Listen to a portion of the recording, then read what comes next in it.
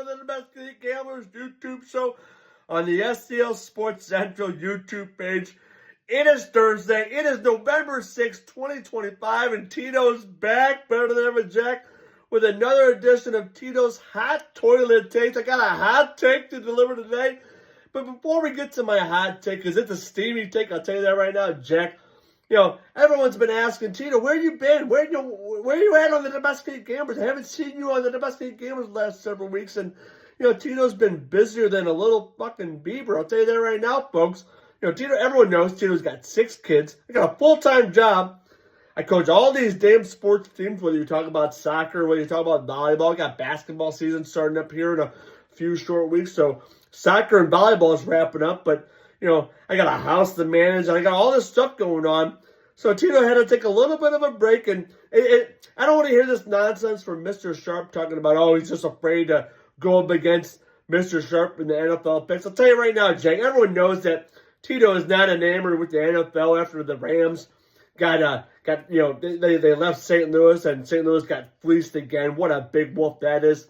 So I'm not a big NFL fan. I do pretty good on fantasy, but I'll tell you right now, you know, with basketball season starting up, and hopefully with the schedule lighting up, I'll be able to rejoin the boys on a regular basis. But time will only tell, because we got sports gambling starting here in a few short weeks. I hope everyone's preparing for that. And remember, it's just for fun. You're not going to get rich by sports gambling. You're going to get rich by investing and by saving your money and doing the right stuff. So remember, sports gambling is supposed to be for fun.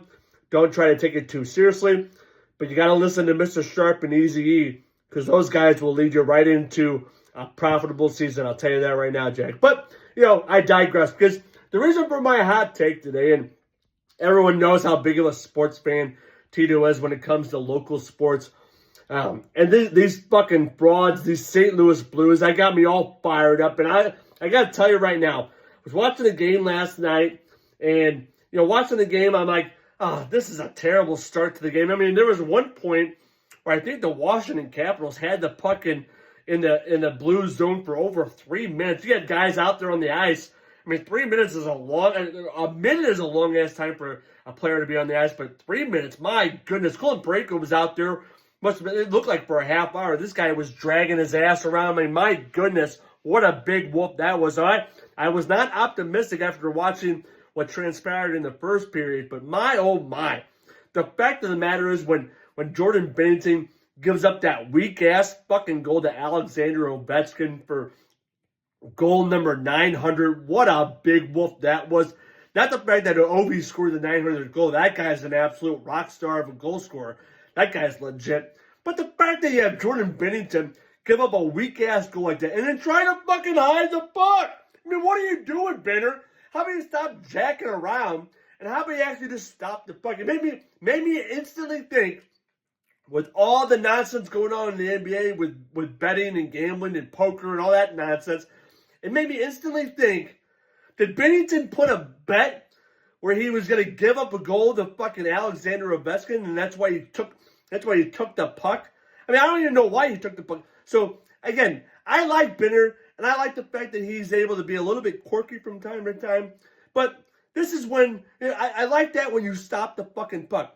I mean, how many fucking games have the Blues played where they give up 6 or 7 goals? I mean, it must be a half a dozen at least. I mean, the opening night they gave up 5 goals. They lost 5-0. Everyone's like, oh, calm down. They'll be just fine. And I was one of those people saying, calm down, I'll be okay.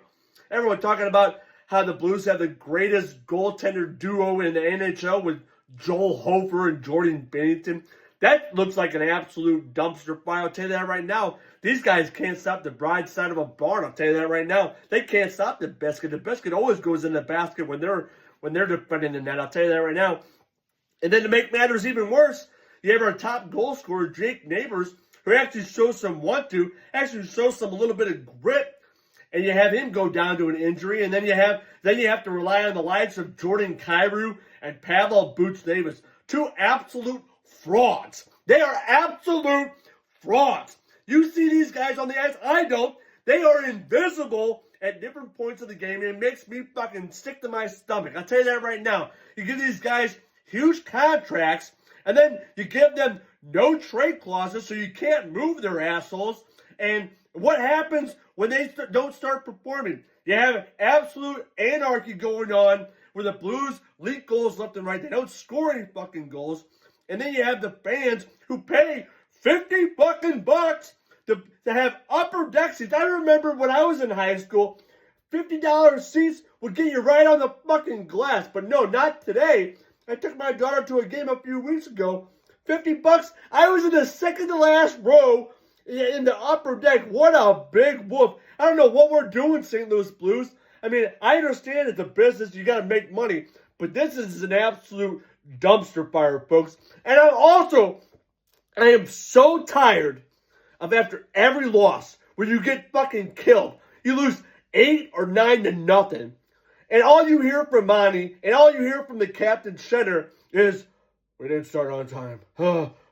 We got to have more 1-2. I am so tired. If I have a nickel for every time they said that over the first several weeks of the season, I would already be a rich man. I wouldn't have to do these damn toilet takes. I'll tell you that right now. But no, all you hear is this nonsense. All you hear is these fucking lame-ass excuses. How about you come up with an actual reason as to why you guys suck, okay? And actually start playing for the name on the front of the jersey, not for the name on the back of the jersey. I mean, it's got me want to puke. I mean, honestly. And the fact is, they go to Buffalo tonight. And I know we fleeced Buffalo a handful of years ago trying to get Ryan O'Reilly. We gave up that fraud, Patrick Berglund and Tage Thompson. Tage Thompson's worked out pretty well for the Buffalo Sabres. He's a legit goal scorer, but you haven't heard from Patrick Berglund in like a half a decade. I'll tell you that right now. So I have a bad feeling about tonight. And, luckily, Tito's got a soccer game later on tonight down at Queen of All Saints. Thanks a lot, CYC, for scheduling a 7 p.m. soccer game on a school night. What a big wolf that is. But hopefully, we come up with a big W. And I'll tell you right now, if we don't come up with a big W, Tito's going to be holding his team accountable right here on the toilet tomorrow afternoon. I'll tell you that right now, Jack. So I hope everyone has a wonderful Thursday. I hope everyone watches the game tonight. And let's see an actual Blues W, okay? Monty, get this team fired up. If you need Tito to come down there and hold their asses accountable, I'll be more than happy to hold them accountable, Jack.